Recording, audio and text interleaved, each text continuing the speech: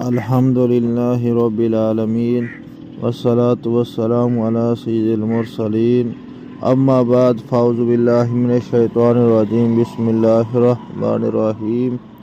ابو سعید خدری سے روایت ہے کہ نبی اکرم صلی اللہ علیہ وآلہ وسلم نے فرمایا، ایک آدمی نے 99 قتل کیے، پھر اس نے پوچھنا شروع کر دیا کہ اس کے لیے توبہ کا کوئی راستہ ہے۔